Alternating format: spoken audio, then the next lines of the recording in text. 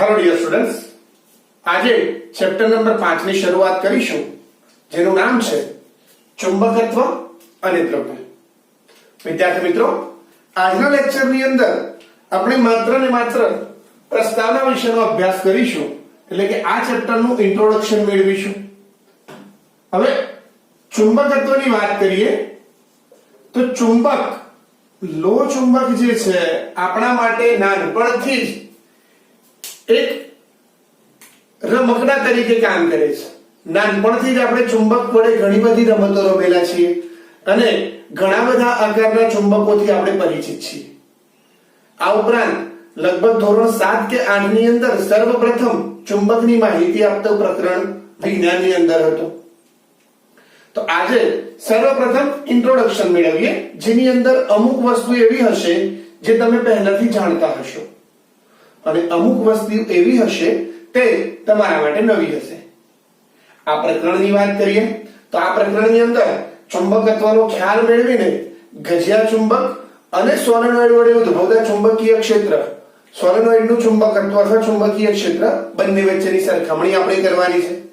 ત્યારબાદ પૃથ્વી પોતે પોતાનું ચુંબકીય ક્ષેત્ર ધરાવે છે, એ ચુંબકીય ક્ષેત્ર વિશે આપણે માહિતી મેળવીશું.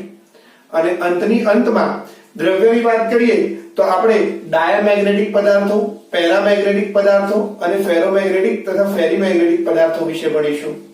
પછી લાસ્ટમાં છેલ્લો ટોપિક આપણે ભણીશું કાયમી ચુંબકો અને વિદ્યુત ચુંબકો. તો શરૂઆત કરીએ પ્રસ્તાવનાથી. સર્વપ્રથમ ચુંબકત્વના ઇતિહાસની વાત કરીએ તો વિદ્યાર્થી મિત્રો, ચુંબકીય ઘટનાઓ જે છે તે સાર્વત્રિક છે. સાર્વત્રિકનો મતલબ અત્ર, તત્ર, સર્વત્ર, એટલે કે સમગ્ર વિશ્વમાં બધી જ જગ્યાએ ચુંબકત્વ વ્યાપ્ત છે અને ચુંબકત્વ એટલે ચુંબકીય ક્ષેત્ર અસ્તિત્વ ધરાવે છે. અને ચુંબકીય ક્ષેત્ર અસ્તિત્વ ધરાવે છે તેથી તેના સાથે સંકળાયેલી ઘટનાઓ પણ અસ્તિત્વ ધરાવે છે.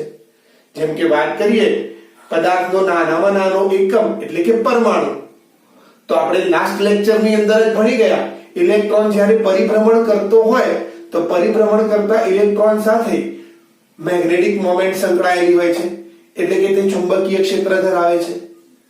આ ઉપરાંત મોટી મોટી ગેલેક્સીઓની વાત કરીએ અથવા ગેલેક્સીઓ વચ્ચેના અવકાશોની વાત કરીએ તો ત્યાં પણ ચુંબકીય ક્ષેત્રનો વ્યાપ છે. એટલે નાનાથી માંડીને મોટા સુધી ચુંબકીય ક્ષેત્ર અસ્તિત્વ ધરાવે છે. આ ઉપરાંત માનવની વાત કરીએ, માનવની અંદર પણ ચુંબકીય ક્ષેત્રનો લોહ તત્વ જે છે તમે સાંભળ્યું હશે, હિમોગ્લોબિન. બ્લડની અંદર હિમોગ્લોબિન હોય છે જે આયરન કન્ટેન છે, તો બ્લડ જે છે એની અંદર પણ થોડો ઘણો ચુંબકત્વનો ભાગ રહેલો છે. ત્યારબાદ આપણે સજીવોની વાત કરીએ તો સજીવોની અંદર પણ જુદા જુદા સજીવોમાં જુદા જુદા ઉદ્ગમોને આધારિત ચુંબકીય ક્ષેત્ર અસ્તિત્વ ધરાવે છે. અને તેથી આપણે કહી શકીએ કે ચુંબકીય ક્ષેત્ર જે છે એટલે કે ચુંબકત્વ જે છે તે સાર્વત્રિક છે. એવું કહેવામાં આવે છે કે માનવનો જે ઉત્પત્તિકાળ છે, માનવની ઉત્ક્રાંતિ કરતા પણ ચુંબકીય ક્ષેત્ર પુરાણું છે. માનવની ઉત્ક્રાંતિથી પણ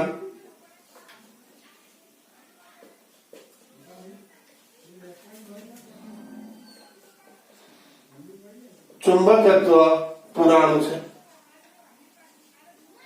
એટલે ચુંબકત્વ જે છે એ ખૂબ જ પુરાણું છે. ઈસવીસન પૂર્વે લગભગ 600 વર્ષ પહેલા ગ્રીસની અંદર મેગ્નેશિયા નામના ટાપુ પર ભેંસો ચરાવતા ભરવાડો જે છે તેમને સર્વપ્રથમ એવી ફરિયાદ કરી હતી કે તેમના જે શૂઝ, બૂટ છે એ બૂટના નીચે રહેલી લોખંડની જે ખીલીઓ છે તે જમીન સાથે ચોંટી જાય છે. ભરવાડોને કદાચ તમે જોયા હોય તો તેમના જે બૂટ છે એ બૂટ ઝડપથી ઘસાઈ ના જાય તે માટે નીચેનો જે ભાગ છે ત્યાં લોખંડની ખીલીઓ અને લોખંડનો અમુક ભાગ લગાડેલો હોય છે.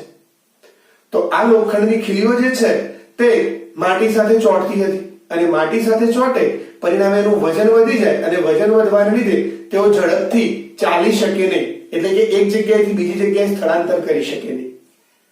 આ ઉપરાંત તેમની ભેંસો ચરાવવાની લાકડી જે છે જેને ડાંગ કહેવાય, તો ડાંગ જે છે એ ડાંગ લાકડી ઘસાઈ ના જાય તે માટે તેના બંને છેડે પતરાનું કે લોખંડનું આવરણ ચડાવવામાં આવે છે. તો એ પતરાનું અથવા લોખંડનું આવરણ જ્યારે જમીનને ટચ કરે ત્યારે એ પણ જોયું એમને કે માટી જે છે અથવા તો અમુક પથ્થર જે છે તે લોખંડ સાથે ચોંટી જાય છે.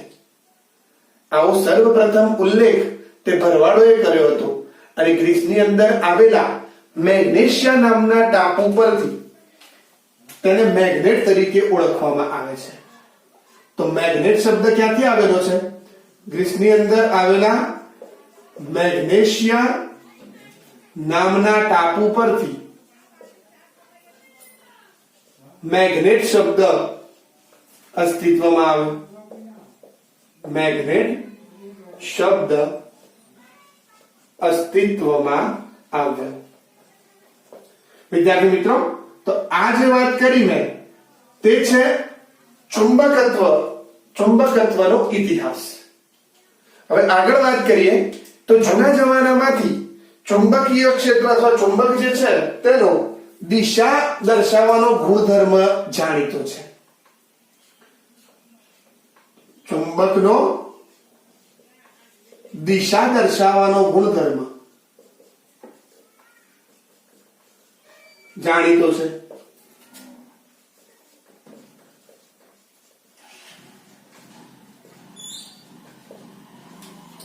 જૂના જમાનાથી ચુંબકનો દિશા દર્શાવવાનો ગુણધર્મ જાણીતો છે.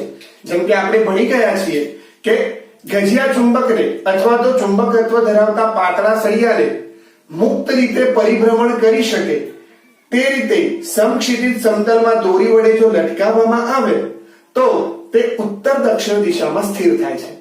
ધોરણ 7 ની અંદર આ પ્રયોગ આવતો હતો.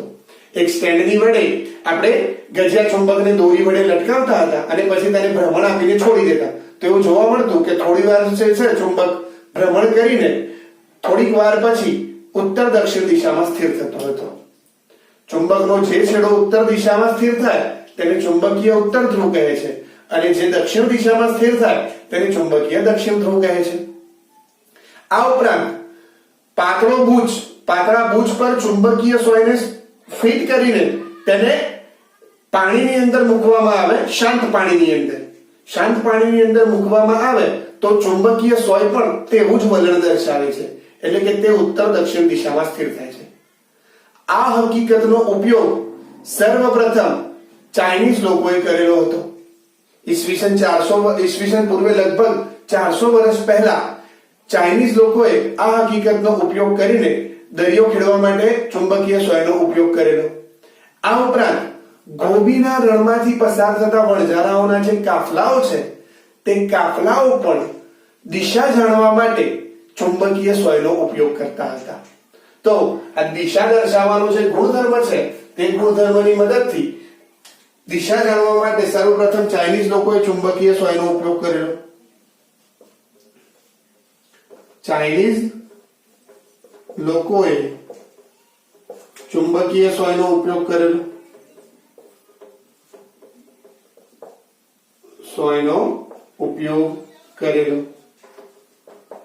આ ઉપરાંત ગોબીના રણને ઓળખતા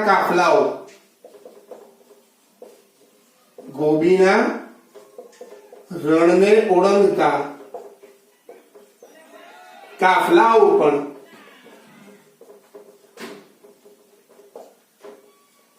ચુંબકીય સોયનો ઉપયોગ કરતા હતા.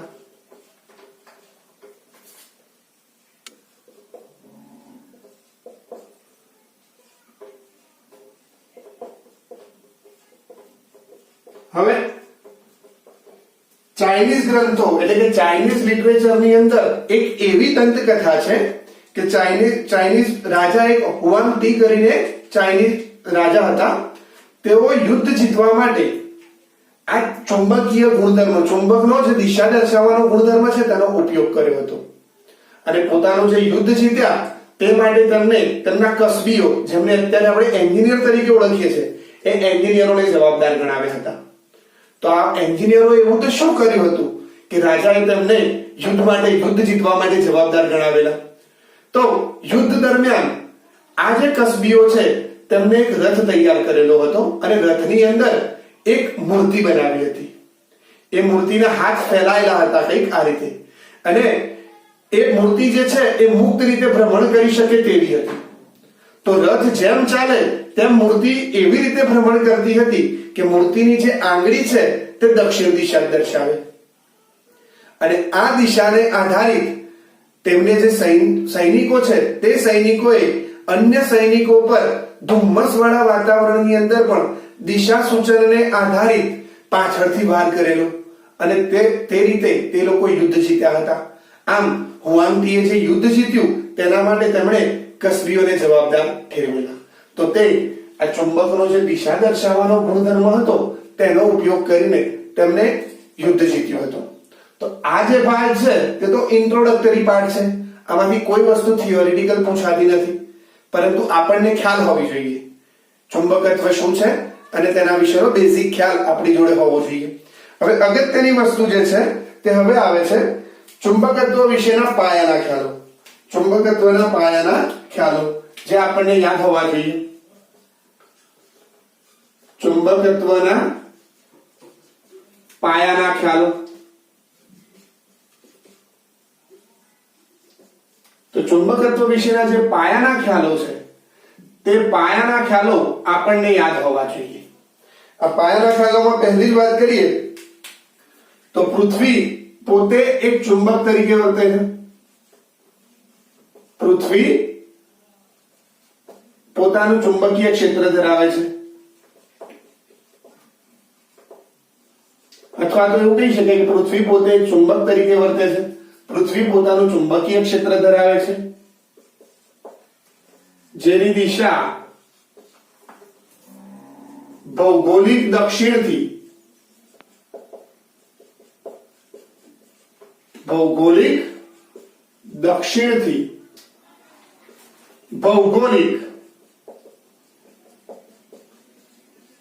ઉત્તર તરફની હોય છે.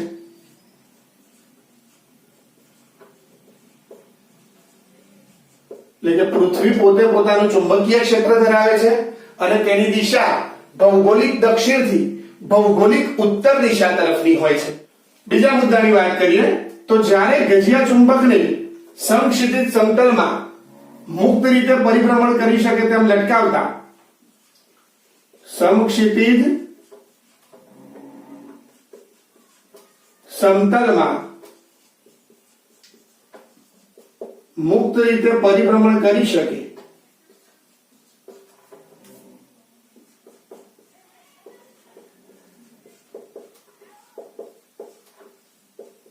તેમ લટકાવતા તે ઉત્તર દક્ષિણ દિશામાં સ્થિર થાય છે.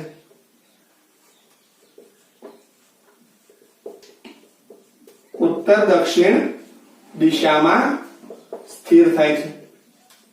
એટલે કે ચુંબકનો જે છેડો ઉત્તર દિશામાં સ્થિર થાય તેને ચુંબકીય ઉત્તર ધ્રુવ કહે છે, અને જે છેડો દક્ષિણ દિશામાં સ્થિર થાય તેને ચુંબકીય દક્ષિણ ધ્રુવ તરીકે ઓળખવામાં આવે છે. આ ઉપરાંત બે ચુંબકોના ઉત્તર ધ્રુવને એકબીજાની નજીક લાવવામાં આવે, એટલે કે બે જુદા જુદા ગજિયા ચુંબકના ઉત્તર ધ્રુવને એકબીજાની નજીક લાવવામાં આવે તો ઉત્તર ધ્રુવ વચ્ચે અપાકર્ષણ જોવા મળે છે. અને જો એક ગજિયા ચુંબકના ઉત્તર ધ્રુવને બીજા ગજિયા ચુંબકના દક્ષિણ ધ્રુવ સામે લાવવામાં આવે તો તેમની વચ્ચે આકર્ષણ થાય છે. આ વસ્તુ પણ આપણે કરેલી છે અને આનો પ્રયોગ પણ ધોરણ 7 ની અંદર હતો કે ઉત્તર ધ્રુવને એકબીજાની નજીક લાવવામાં આવે તો તેમની વચ્ચે અપાકર્ષણ થાય છે, અને ઉત્તર દક્ષિણ ધ્રુવને એકબીજાની નજીક લાવવામાં આવે તો તેમની વચ્ચે આકર્ષણ જોવા મળે છે. આ ઉપરાંત એક અગત્યનો મુદ્દો, ગજિયા ચુંબકને તોડવામાં આવે તો તેમાંથી બે નબળું ચુંબકત્વ ધરાવતા બે જુદા જુદા નાના ચુંબકો મળે છે આપણને. આ ગજિયા ચુંબક માની લો કે એનો N ધ્રુવ છે અને S ધ્રુવ છે. ગજિયા ચુંબકને જો બે ભાગમાં વહેંચવામાં આવે, તેના બે અલગ અલગ ટુકડા કરવામાં આવે તો તે કિસ્સાની અંદર આ પ્રત્યેક ટુકડો જે છે તે સ્વતંત્ર રીતે ચુંબક તરીકે વર્તે છે. અહીંયાથી હું તોડું તો આ N ધ્રુવ છે, N ધ્રુવની સામે અહીંયા S ધ્રુવ પ્રેરિત થાય છે. આ ઉપરાંત અહીંયા S ધ્રુવ છે તો S ની સામે N ધ્રુવ પ્રેરિત થાય છે. એટલે કે એક મોટા ચુંબકને જો તોડવામાં આવે તો તે નાના ચુંબકોમાં રૂપાંતરિત થાય છે. પરંતુ ફરક એટલો જ છે, આ નાના ચુંબકો જે છે તેમના ચુંબકીય ગુણધર્મો મોટા ચુંબક કરતા પ્રમાણમાં નબળા હોય છે. તો વિદ્યાર્થી મિત્રો, અહીંથી આપણે એવું કહી શકીએ, જે આગળ આપણે લાસ્ટ લેક્ચરની અંદર ચેપ્ટર 4 ના એન્ડિંગ પોઈન્ટમાં આપણે વાત કરી હતી કે જેમ વિદ્યુત ડાયપોલની અંદર વિદ્યુતીય એકાકી ધ્રુવો એટલે કે વીજભારો અસ્તિત્વ ધરાવે છે, તેવી રીતે મેગ્નેટિક ડાયપોલ અથવા તો ગજિયા ચુંબકની વાત કરીએ તો ચુંબકની અંદર ચુંબકીય એકી ધ્રુવો, ચુંબકીય એકી ધ્રુવીઓ એટલે કે માત્ર ઉત્તર કે માત્ર દક્ષિણ, માત્ર ઉત્તર ધ્રુવ એકલો કે માત્ર દક્ષિણ ધ્રુવ એકલો અસ્તિત્વ ધરાવતા નથી. ચુંબકીય એકી ધ્રુવીઓ અસ્તિત્વ ધરાવતા નથી. ચુંબકીય એકી ધ્રુવીઓનું અસ્તિત્વ હોતું નથી.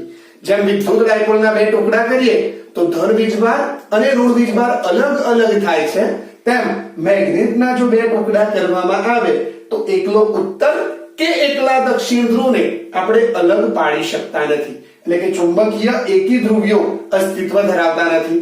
અને લાસ્ટમાં વાત કરીએ તો ચુંબકો જે છે, ચુંબકો ક્યાંથી બનાવવામાં આવે છે? તો ચુંબકો જે છે તે નરમ લોખંડમાંથી બનાવવામાં આવે છે. નરમ લોખંડમાંથી બનાવવામાં આવે છે. ચુંબકો જે છે તે નરમ લોખંડમાંથી બનાવવામાં આવે છે. આ ઉપરાંત પ્રસ્તાવનામાં એક વાત કરીએ આપણે તો કુદરતી રીતે મળતા ખનિજો, કુદરતી રીતે મળી આવતું ખનિજ આયર્ન મેગ્નેટાઇટ જે છે જે લોખંડની એક ખનિજ છે. તો કુદરતી રીતે મળી આવતા ખનિજ આયર્ન મેગ્નેટાઇટને,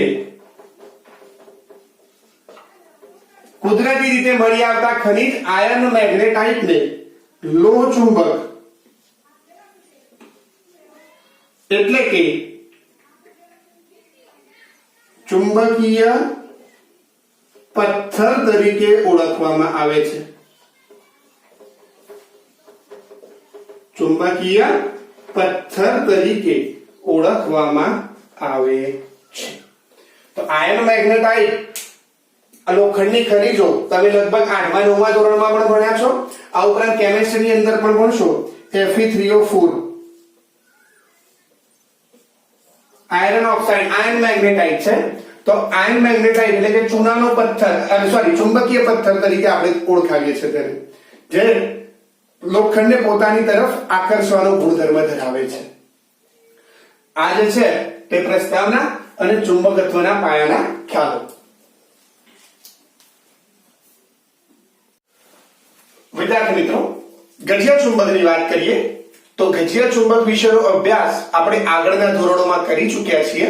લગભગ ધોરણ 7 ની અંદર ચુંબકના પ્રકારો આવતા હતા, જેની અંદર આપણે ગજિયો ચુંબક ભણ્યા છીએ, ગોળાની નાળ જેવું ચુંબક ભણ્યા છીએ, નળાકાર ચુંબક ભણ્યા છીએ વગેરેનો અભ્યાસ આપણે કરેલો છે.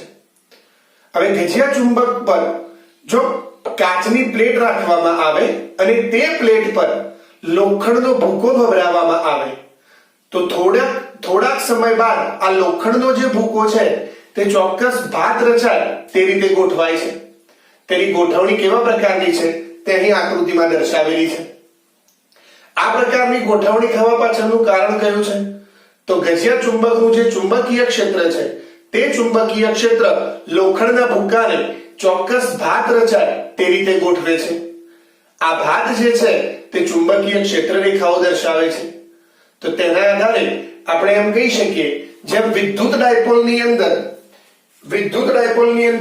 ધન ધ્રુવ અને ઋણ ધ્રુવ તેવા બે અલગ અલગ ધ્રુવો છે. વિદ્યુત ડાયપોલની વાત કરીએ તો વિદ્યુત ડાયપોલમાં ધન અને ઋણ ધ્રુવ આવેલા છે, તેવી જ રીતે ગજ્યો ચુંબક પણ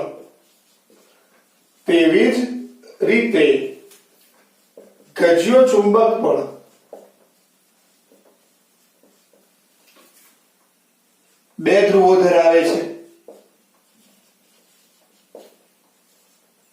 જેને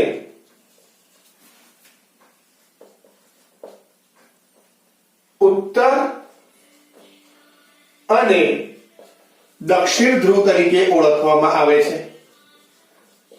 ઉત્તર અને દક્ષિણ ધ્રુવ તરીકે ઓળખવામાં આવે છે.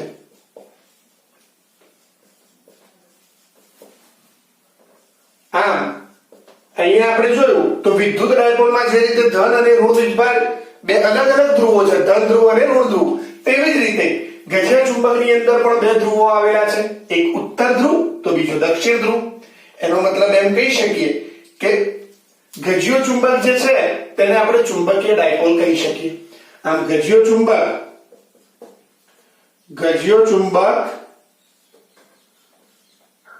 ગજ્યા ચુંબકને ચુંબકીય ડાયપોલ ગણી શકાય.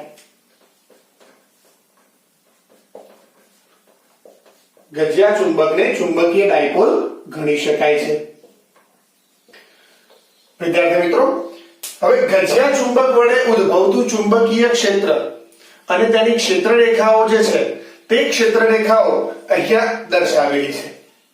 ત્યારબાદ વિદ્યુત પ્રવાહધારિત જો સોલેનોઇડ લઈએ તો જે રીતે આપણે ગજ્યા ચુંબકની અંદર ક્ષેત્ર રેખાઓની ગોઠવણી જોઈ, જે રીતે લોખંડનો ભૂકો ગજ્યા ચુંબકની અંદર ગોઠવણી પામે છે, તેવી જ ગોઠવણી સોલેનોઇડ માટે પણ મેળવી શકાય છે.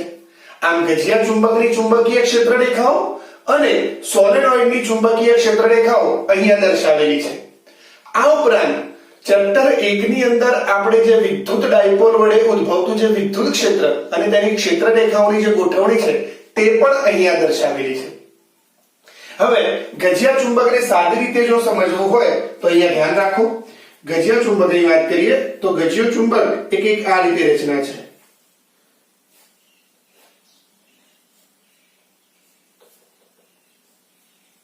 ગજ્યા ચુંબકની અંદર બે ધ્રુવો છે, ઉત્તર ધ્રુવ અને દક્ષિણ ધ્રુવ. આ ધ્રુવને આપણે ઉત્તર ધ્રુવ કહી દઈએ તો આને આપણે દક્ષિણ ધ્રુવ કહીશું. અહીંયા જે આકૃતિઓ દર્શાવેલી છે તેની અંદર જોવા મળશે કે ચુંબકીય ક્ષેત્ર જે છે કોઈ એક છેડેથી બહાર નીકળે છે અને બીજા છેડે દાખલ થાય છે. પરંતુ જેમ વિદ્યુત ડાયપોલની અંદર આપણે વાત કરી હતી કે વિદ્યુત ક્ષેત્ર રેખાઓ ધન વીજભારમાંથી ઉદ્ભવે છે અને ઋણ વીજભારમાં અંત પામે છે, અથવા તો ધન વીજભારમાંથી ઉદ્ભવીને અનંત સુધી વિસ્તરણ પામે છે, તેવું અહીંયા નથી. ચુંબકીય ક્ષેત્ર રેખાઓ જે છે તે યાદ રાખીશું ઉત્તર ધ્રુવમાંથી બહાર નીકળે છે અને દક્ષિણમાં અંત પામતી નથી. પરંતુ ગજ્યા ચુંબકની બહારના વિસ્તારમાં ક્ષેત્ર રેખાઓ ઉત્તર ધ્રુવમાંથી બહાર નીકળે છે અને અંદરના વિસ્તારમાં ચુંબકીય ક્ષેત્ર જે છે તે દક્ષિણથી ઉત્તર ધ્રુવ તરફ જાય છે. આમ ચુંબકીય ગજ્યા ચુંબક વડે ઉદ્ભવતી જે ચુંબકીય ક્ષેત્ર રેખાઓ છે તે બંધ ગાળો રચે છે. તેમાં આપણે પ્રારંભ અને અંત એવો શબ્દનો ઉલ્લેખ કરી શકીએ નહીં.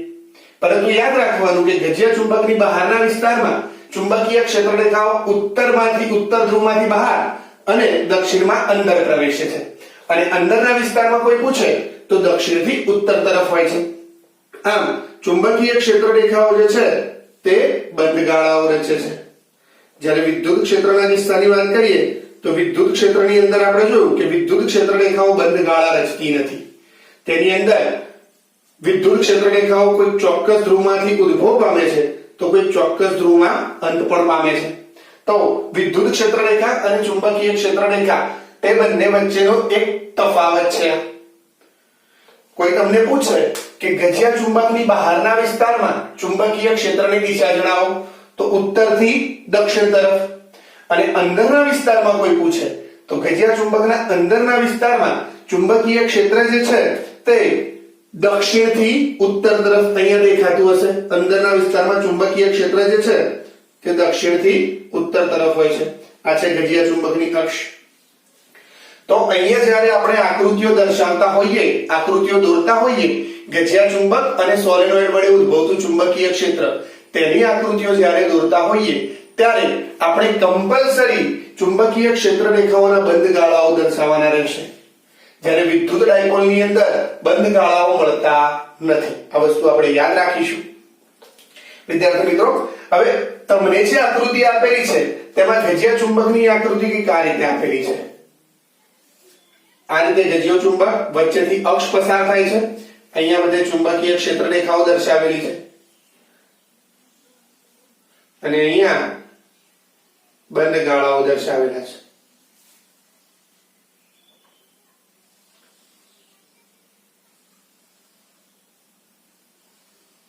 સોલેનોઇડ ની વાત કરીએ તો સોલેનોઇડ માટે પણ સેમ આ રીતે જ આકૃતિ દર્શાવેલી છે. ચુંબકીય ક્ષેત્ર રેખાઓ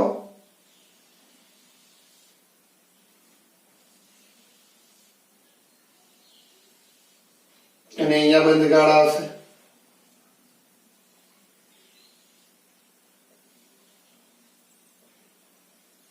આકૃતિમાં તમને કદાચ ધ્રુવો દર્શાવ્યા નથી, પરંતુ અહીંયા એરો આ રીતે કરીને આપેલો છે. આ અક્ષ દર્શાવી છે, અહીંયાથી દાખલ છે. તો અહીંયા નોર્મલી આ ઉપર છે, ચુંબકીય ક્ષેત્ર રેખાઓ આ રીતે છે. સેમ વસ્તુ સોલેનોઇડ માટે પણ આપેલી છે. સોલેનોઇડ માટે પણ આ જ આકૃતિ છે. હવે ઉપરનો ધ્રુવ જે છે તેને અહીંયા આકૃતિ પરથી જોઈ શકાય. ઉપર ક્ષેત્ર રેખાઓ બહાર નીકળે છે તો આ એન ધ્રુવ તરીકે લઈ શકાય, આને એસ ધ્રુવ તરીકે લઈ શકાય. હવે આ જ આકૃતિ સોલેનોઇડ માટે છે, પરંતુ ડિફરન્સ કયો છે? તો સોલેનોઇડ ની અંદર આપણે ભણી ગયા વાહક તારનું ગૂંચળું હોય છે, માટે આ આકૃતિની અંદર કંઈક આ રીતે આડી લાઈનો આપેલી છે, તે વાહક તારનું ગૂંચળું દર્શાવે છે. તો જ્યારે પણ આપણે આકૃતિઓ દોરતા હોઈએ ત્યારે આ વસ્તુનું ધ્યાન રાખીશું.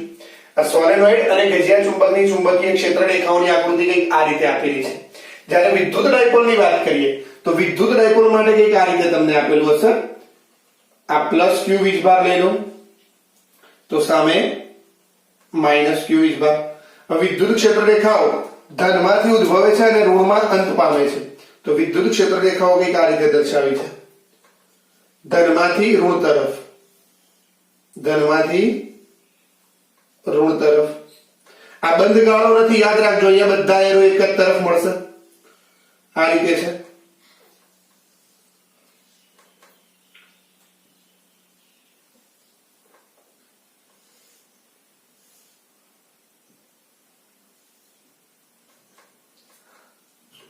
સોરી, અહીંયા બહાર નીકળશે એટલે એરો ઉપર જશે. ધનમાંથી ક્ષેત્ર બહાર તરફ, ઋણમાં ક્ષેત્ર અંદર પ્રવેશશે. તો આ રીતે વિદ્યુત ડાયપોલ માટે વિદ્યુત ડાયપોલ વડે ઉદ્ભવતું વિદ્યુત ક્ષેત્ર આકૃતિમાં દર્શાવેલું છે. તો આ વસ્તુ આપણે યાદ રાખીશું. આ બંધ ગાળા નથી, અહીંયા એરો એક જ તરફ છે, ધનથી ઋણ તરફ. જ્યારે અહીંયા વાત કરીએ તો એન માંથી બહાર નીકળે છે અને ફરી પાછો એસ માં પ્રવેશે છે. તો આ વિદ્યુત ડાયપોલ અને ચુંબકીય ડાયપોલ અથવા વિદ્યુત ક્ષેત્ર અને ચુંબકીય ક્ષેત્ર વચ્ચેની તફાવત છે. હવે વિદ્યુત ક્ષેત્ર રેખાઓની વાત કરીએ. વિદ્યુત ક્ષેત્ર રેખા અને ચુંબકીય ક્ષેત્ર રેખાઓ અને તેમની લાક્ષણિકતાઓ. ચુંબકીય ક્ષેત્ર રેખાઓ અને તેમની લાક્ષણિકતાઓ.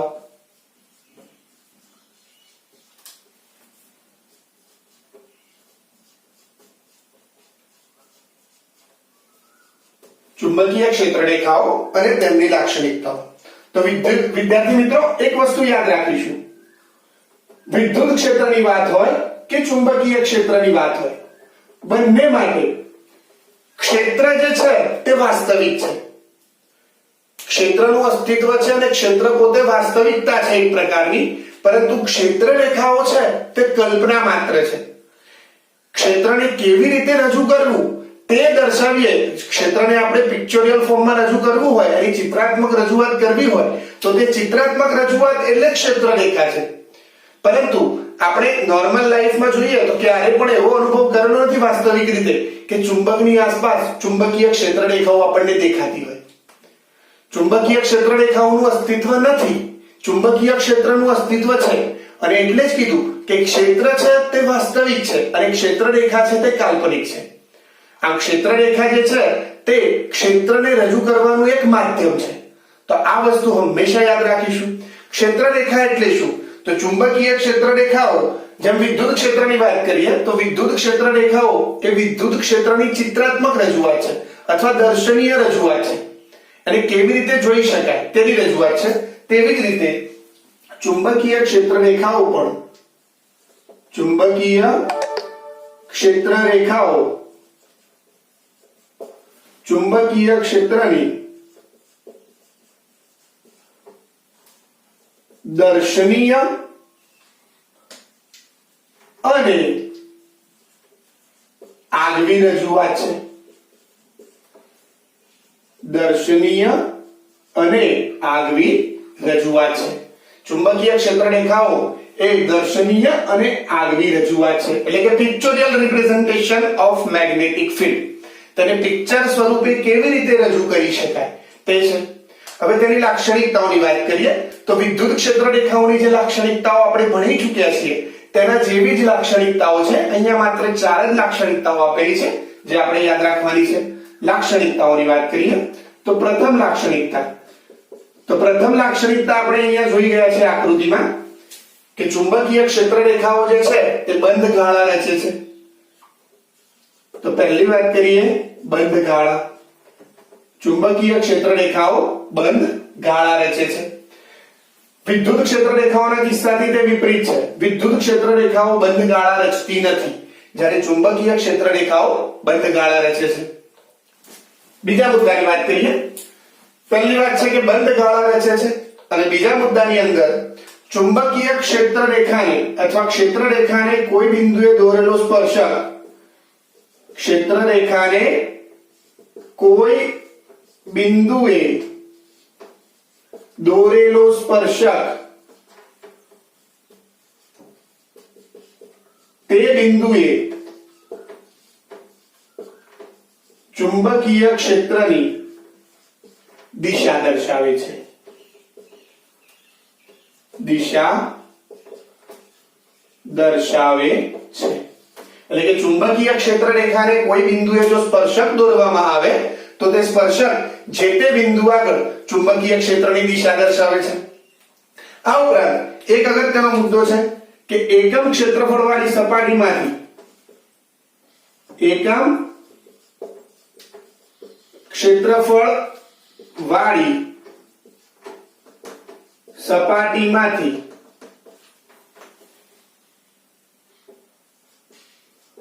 પસાર થતી ક્ષેત્ર રેખાઓની સંખ્યા ક્ષેત્રની પ્રબળતાનો ખ્યાલ આપે છે.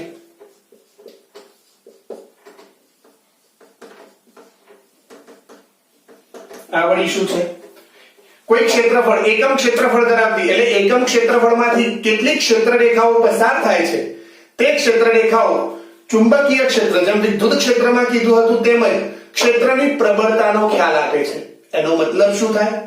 તો ક્ષેત્ર એકમ ક્ષેત્રફળવાળી સપાટીમાંથી પસાર થતી ક્ષેત્ર રેખાઓની સંખ્યા જો વધુ હોય તો તે વિસ્તારનું ક્ષેત્ર છે તેની પ્રબળતા વધુ છે, અને જો ક્ષેત્ર રેખાઓની સંખ્યા ઓછી હોય તો તે વિસ્તારની ક્ષેત્રની પ્રબળતા નબળી છે તેમ કહેવાય. જેમ કે અહીંયા વાત કરીએ, અહીંયા એક સપાટી હું દોરી લઉં, જેમ કે આ સપાટીની વાત કરું તો આ સપાટીમાં 3 ક્ષેત્ર રેખાઓ છે, પણ અહીંયા બીજી સપાટી દર્શાવી દઉં તો આ સપાટી 1 અને સપાટી 2 બંનેનું કમ્પેરિઝન કરીએ તો કઈ સપાટીમાંથી પસાર થતી ક્ષેત્ર રેખાઓની સંખ્યા વધારે છે?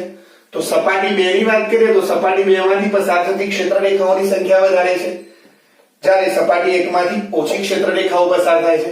આથી કહી શકાય કે સપાટી 2 માંથી પસાર થતું જે ક્ષેત્ર છે તેની પ્રબળતા વધુ છે અને અહીંયાથી પસાર થતું જે ક્ષેત્ર છે તેની પ્રબળતા ઓછી છે, એટલે કે આ નિર્બળ ક્ષેત્ર છે અને આ પ્રબળ ક્ષેત્ર છે. ત્યારબાદ છેલ્લો મુદ્દો જે આપેલો છે કે બે ક્ષેત્ર રેખાઓ ક્યારેય એકબીજાને છેદતી નથી.